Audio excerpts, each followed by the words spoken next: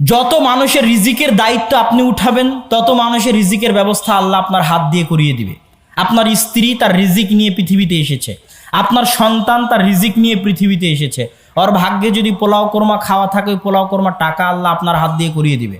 ওর যদি ক্যামব্রিজ বিশ্ববিদ্যালয়ে পড়া ভাগ্যে থাকে, ক্যামব্রিজ বিশ্ববিদ্যালয়ে পাঠানোর টাকা আল্লাহ আপনার হাত দিয়ে করে দিবে। এটা আল্লাহর জিম্মেদারি। কেন? রিজিকের আসল মালিক কে? আল্লাহ। লা তাকতুলু আওলাদাকুম খাশিয়াতা ইমলাক নাহনু নারযুকুকুম ওয়া ইয়্যাহুম। দারিদ্রতার ভয়ে সন্তান হত্যা করিও না, তোকেও খাওয়াই, তোর সন্তানকেও খাওয়াবো। এখনো তুই নিজের রিজিকের মালিক হতে পারিসনি যে নিজের সন্তানের রিজিক নিয়ে চিন্তা করবি। এখনো তো রিজিকের মালিক আমি আল্লাহ। এটা আল্লাহর বাক্য। এবং আল্লাহ সুবহানাহু ওয়া তাআলা মানুষকে বলেননি যে তোমার পকেটের টাকা দাও, ইউনফিকুনা মিম্মা রাযাকনাহুম। আল্লাহ বলেনি তোমার পকেটে যে টাকা আছে ওটা দাও। আল্লাহ বলছে তোমার পকেটে যে টাকা আছে ওটা আমার দেওয়া টাকা।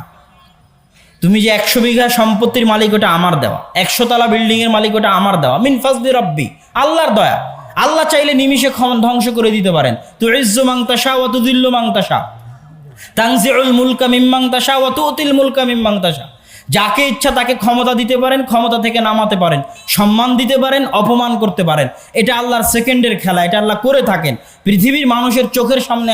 আল্লাহ সুবহানাহু ওয়া তাআলা এটা করে থাকেন। তাহলে আপনার পকেটের টাকা আল্লাহ দান করতে বলছে, এটা আপনার নয়, ওটা আল্লাহর দেওয়া। আল্লাহ নিজে বলছেন আল্লাহর দেওয়া টাকা আপনি আল্লাহর রাস্তায় ব্যয় করেন, আল্লাহ আবার আপনার বিপদ আপদ দূর করে দিবে। টাকাও আপনার, টাকাও আল্লাহর, খরচও করলেন আল্লাহর রাস্তায়, আবার আল্লাহই বলছে আমারই টাকা আমার রাস্তায় খরচ করো, আমি তোমার বিপদ দূর করে দেব।